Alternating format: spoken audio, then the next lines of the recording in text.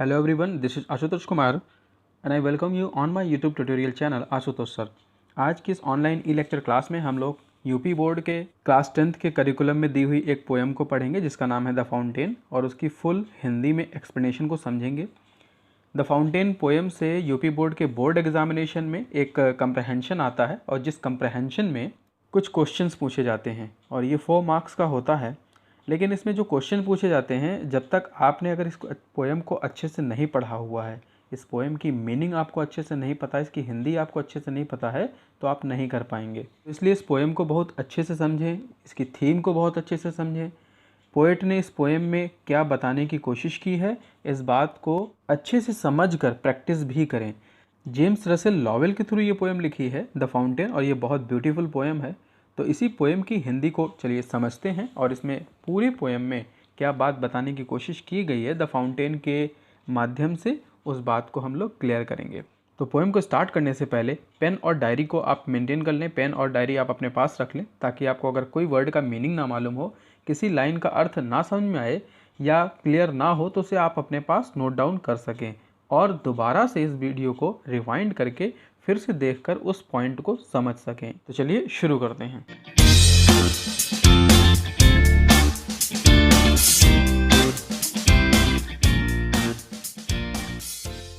Into the sunshine, full of the light, leaping and flashing from morn till night। शुरू की 4 लाइनों में James Russell Lovell sir ने बताने की कोशिश की है कि जो फाउंटेन है वो इनटू द सनशाइन, सूर्य की रोशनी में, फुल ऑफ लाइट, दिन के पूरे उजाले में, सूर्य की रोशनी में जब दिन का अच्छा उजाला होता है, खूब तेज़ धूप होती है, उस समय जब फाउंटेन चलता है, लीपिंग उछलता हुआ, फ्लैशिंग चमक उत्पन्न करता है, बिजली की तरह कौंध उत्पन्न करता है। आपने देखा होगा कि जब फव्वारा चलता है, पानी की धार जब ऊपर की तरफ उठती है तो उस पानी की धार पर सूर्य की रोशनी टकराकर एक चमक उत्पन्न करती है, तो वही फ्लैशिंग है, बिजली के जैसे कौंध उत्पन्न करती है। फ्रॉम मॉर्न टिल नाइट, सुबह से, मॉर्न का मतलब यहाँ पे है मॉर्निंग और टिल नाइट, सुबह से लेकर रात्रि तक ये इसी तरह से हम सभी को एंटरटेन करती है और ये फाउंटेन इसी तरह से ऊपर की तरफ चलता रहता है, लीपिंग एंड फ्लैशिंग करते हुए। तो अब नेक्स्ट की 4 लाइन में पोएट ने क्या बताने की कोशिश की है, अब उसे समझते हैं। Into the moonlight, whiter than snow, waving so flower like when the winds blow। Into the moonlight, अब यहाँ पे moonlight की बात कर रहे हैं, चंद्र रोशनी की बात कर रहे हैं। तो फव्वारा जब ऊपर की तरफ चलता है, तो अभी आपने ऊपर के स्टैंजा में पढ़ा सनशाइन यानी धूप की रोशनी में था, लेकिन अब हम बात कर रहे हैं मूनलाइट की यानी चंद्रमा की रोशनी की। और चंद्रमा की रोशनी में जब पानी ऊपर की तरफ बढ़ता है तो ट्रांसपेरेंट जो पानी पर चंद्रमा की रोशनी पड़ती है तो वाइटर देन स्नो यानी बर्फ से, स्नो का मतलब बर्फ होता है, तो ये वाइटर देन स्नो यानी उस बर्फ से भी सफ़ेद दिखाई देता है। बर्फ आपने देखा होगा जब पहाड़ी इलाकों पे बर्फबारी होती है, बर्फ जमती है, गिरती है, तो वो बहुत ही सफ़ेद दिखाई देती है। तो यहाँ पर कहा है वाइटर देन स्नो यानी बर्फ से भी ज़्यादा सफ़ेद दिखने वाला पानी वहाँ नज़र आता है मूनलाइट में यानी चांद की रोशनी में। Waving so flower like, waving so flower like, waving का मतलब होता है हिलना डुलना या लहरना। फ्लावर लाइक फूल की तरह, जब पौधों पर फूल लगे हुए होते हैं और तेज़ हवा चलती है तो आपने देखा होगा फूल लहरते हैं, दोनों तरफ वेव करते हैं। यहाँ पर फाउंटेन भी वेव करता है उस फ्लावर की तरह पे जब उसको हवा टकराती है, यानी व्हेन द विंड्स ब्लो, जब हवा चलती है, विंड्स का मतलब हवा, ब्लो का मतलब चलना, तो जब हवा चलती है और फाउंटेन के फव्वारे के धार से टकराती है तो वो फूल की तरह लहरता है। तो वेविंग सो फ्लावर लाइक, फूल की तरह वह भी हिलता डुलता है। एंड नाउ, अब पोएट कहता है into the starlight rushing in spray, happy at midnight, happy by day. तो इनटू द स्टारलाइट, अभी तक बात कर रहे थे हम लोग सनशाइन की, लेकिन अब स्टारलाइट की बात कर रहे हैं यानी तारों की रोशनी की। अब तारों की रोशनी कैसी होती है, तारों को आपने देखा होगा टिमटिमाते हैं, लेकिन बहुत जब काली रात होती है, बहुत अंधेरी होती है, अंधियारी रात, तो तारे भी टिमटिमाते हुए कुछ रोशनी करते हैं।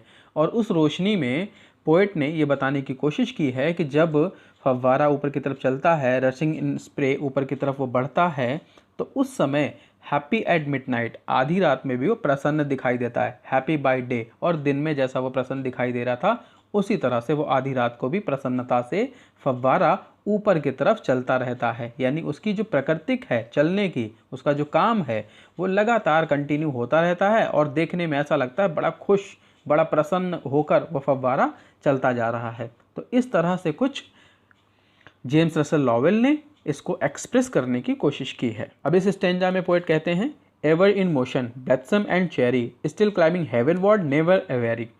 तो एवर इन मोशन, प्रत्येक क्षण में, मोशन का मतलब होता है गति, एवर इन मोशन, हर एक गति में, प्रत्येक क्षण, ब्लेथसम एंड चेरी, ब्लेथसम का मतलब होता है प्रसन्नता या खुशी, और चेरी का मतलब भी प्रसन्नता या खुशी होता है।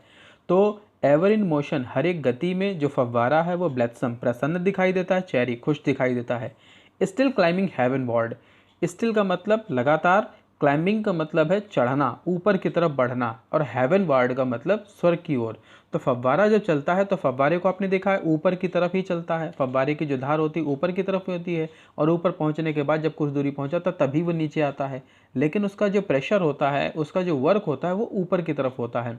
तो स्टिल क्लाइंबिंग हेवन वर्ड, इसीलिए यहाँ कहा है पोएट ने कि वो फव्वारा ऊपर की तरफ लगातार चलता है, हेवन वर्ड, ऐसे समझता है अपने आप में कि बस स्वर्ग की ओर बढ़ रहा है, इस तरह से। नेवर एवेरी, नेवर एवेरी का मतलब कभी नहीं थकता, एवेरी का मतलब होता है थकना, तो वह कभी भी नहीं थकता, यानी सदैव ऊपर की तरफ चलता है तो लगातार उसके अंदर ऊर्जा बनी रहती है, तो वो कभी अपने आप को थका हुआ महसूस नहीं करता है, और फव्वारा पूरी प्रसन्नता के साथ, पूरी खुशी के साथ ऐसे ही चलता रहता है जैसे हम उसे स्टार्टिंग से देखते हैं। And now James Russell Lowell अब कह रहे हैं, glad of all weather still seeming best, upward और डाउनवर्ड मोशन दाई रेस्ट। तो glad of all weathers, weathers का मतलब होता है मौसम। अब प्रत्येक मौसम में, ग्लैड का मतलब प्रसन्नता, तो प्रत्येक मौसम में जो फव्वारा है वो प्रसन्न रहता है। स्टिल सीमिंग बेस्ट, सीमिंग का मतलब है दिखाई देना, बेस्ट का मतलब आप जानते ही हैं गुड की सुपरलेटिव डिग्री है। स्टिल सीमिंग बेस्ट यानी हमेशा ये अच्छा दिखता है। अपवर्ड और डाउनवर्ड, चाहे ऊपर की ओर बढ़े या ऊपर फव्वारा जाने के बाद जब नीचे की तरफ मुड़ता है तब, तो उसकी खूबसूरती देखने में ही अच्छी लगती है। आपने फव्वारे को अगर कहीं चलता हुआ देखा होगा तो आपने उसकी खूबसूरती को भी अच्छे से महसूस किया होगा कि फव्वारा जब चलता है तो कितना खूबसूरत लगता है, कितना अच्छा लगता है देखने में। तो वो ऊपर की तरफ चले या नीचे की तरफ चले, उसकी जो एक डिज़ाइन होती है, उसकी जो आकृति बनती है, वो हम सभी को बहुत अच्छी लगती देख के। तो यही चीज़ पोएट ने भी बताने की कोशिश की है, मोशन दाई रेस्ट। और जब वो फव्वारा चलता है, वो मोशन यानी जो उसकी गति है ऊपर चलने की, उसी में उसका आराम है। सोचिए कि अगर फव्वारा एक लगा हुआ है कहीं पर और वो फव्वारा चल रहा है, चलते समय फव्वारे की जो खूबसूरती है, उस फव्वारे को उसी समय बंद कर दिया जाए, क्या उसकी खूबसूरती रहेगी? नहीं। तो इसीलिए यहाँ पर कहा गया है मोशन दाई रेस्ट, कि वो अपने मोशन में ही आराम कर लेता है, अगर वो रुक जाएगा तो वो फव्वारा नहीं कहलाएगा। एंड नाउ अब पोएट कहता है, full of nature nothing can time, changed every moment ever the same. Full of nature, पूरी प्रकृति के साथ। अब पूरी प्रकृति के साथ का मतलब ये है कि उसकी पूरी एनर्जी, उसकी जो ताकत है वो, नथिंग कैन टेम, जब वह ऊपर की तरफ बढ़ता है तो कोई उसको रोक नहीं सकता है, कोई उसको पालतू नहीं बना सकता है। टेम का मतलब होता है अपने कब्जे में करना या उसको कंट्रोल करना, तो कोई भी उसको अपने कंट्रोल में नहीं कर सकता है। जब पूरी क्षमता के साथ, पूरी ताकत के साथ, पूरी भव्यता के साथ वह फाउंटेन ऊपर की तरफ चलता है। चेंज्ड एवरी मोमेंट, प्रत्येक क्षण बदलता है। प्रत्येक क्षण बदलने का मतलब फव्वारे की एक डिज़ाइनिंग होती है, वो एक साथ एक बार में एक तरह नहीं चलती है, कुछ कुछ देर के बाद वो अपने मोशन को बदलता रहता है, अपने स्टाइल को बदलता रहता है। तो वही है चेंज एवरी मोमेंट, प्रत्येक क्षण बदलता है। एवर द सेम, लेकिन उसके बावजूद भी एक जैसा रहता है। भाई डिज़ाइन कैसे भी बनाए, नाम तो उसका फव्वारा ही है, यानी अंततः वो फव्वारा ही रहेगा और फव्वारा है। तो इस तरह से कंटिन्यूसली वो चलता रहता है। And now James Russell Lowell अब कहते हैं कि ceaseless aspiring, ceaseless content, darkness or sunshine thy element. Ceaseless का मतलब होता है निरंतर, लगातार, और एस्पायरिंग का मतलब है ऊपर उठना। तो लगातार जो फव्वारा है वो ऊपर की तरफ उठता है, सदैव ऊपर की तरफ ही जाता है। एंड सीजलेस कंटेंट, सीजलेस यहाँ पे वही चीज़ कि लगातार, और कंटेंट का मतलब है संतुष्टि। तो जब ऊपर की तरफ वह बढ़ता है तो लगातार अपने आप में संतुष्ट नज़र आता है, उसे लगता है कि जो कार्य उसका है वो बहुत ही अच्छा और बहुत ही बेहतर कार्य है, इसलिए वो अपने आप में संतुष्ट भी महसूस करता है। डार्कनेस और सनशाइन, चाहे वो सनलाइट में हो, मून लाइट में हो, स्टार लाइट में हो, या फिर मिडनाइट में हो। तो मिडनाइट जब होगी तो डार्कनेस होगा, और सनशाइन यानी धूप की रोशनी में होगा तो उजाले में होगा। तो दोनों अवस्थाओं में फव्वारा जब ऊपर की ओर चलता है तो अपने गुणों को वो नहीं छोड़ता, यानी फव्वारा का जो चलने का प्रोसेस है, उसका जो कार्य है, मनोहर एक चित्रण बनाना, डिज़ाइन बनाना, वो उसका काम कंटिन्यूसली वो अपने आप करता रहता है। दाई एलिमेंट, यही उसका मुख्य तत्व है। एलिमेंट का मतलब होता है तत्व, तो ये उसका मुख्य तत्व है। एंड लास्ट के स्टेंजा में जेम्स रसल लॉवेल सर कहते हैं, glorious fountain let my heart be fresh changeful constant upward like thee. Glorious fountain जो भव्यता से, शौर्य से और सुंदरता से भरा हुआ फव्वारा है, वो उसी तरह से मेरा हृदय भी हो जाए। फव्वारे को जब आप देखते हो तो मन प्रफुल्लित हो जाता है, और जब मन प्रफुल्लित हो जाता है तो यही चीज़ एक कंपैरिजन करते हुए पोइट ने कहने की कोशिश की है कि हमारा मन और दिल वैसी होना चाहिए कि प्रफुल्लित अवस्था में रहे।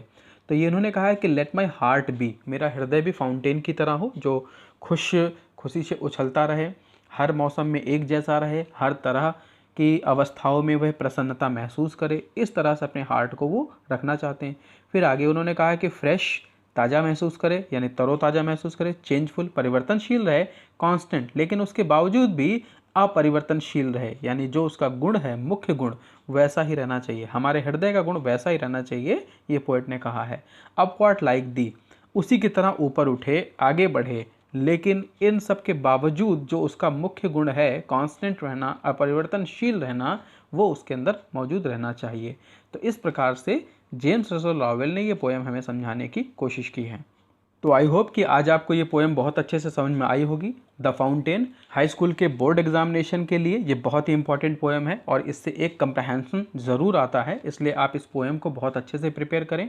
कोई कन्फ्यूज़न हुआ हो किसी जगह पे तो वीडियो को रिवाइंड करके फिर से देखें, इस चीज़ को दोबारा से समझने की कोशिश करें। एक दो बार वीडियो को देखकर आप अगर सुनेंगे तो हो सकता है आपको वीडियो देखते देखते आपकी इसकी हिंदी पूरी अच्छे से प्रिपेयर हो जाए। तो इसको प्रैक्टिस करना ना भूलें, साथ ही इसमें जो भी टफ वर्ड है उसकी मीनिंग भी याद करें। तो एक ऐसे ही नया टॉपिक के साथ नेक्स्ट वीडियो में हम आपसे फिर मिलेंगे। तब तक के लिए stay happy, stay safe and keep watching Ashutosh sir channel.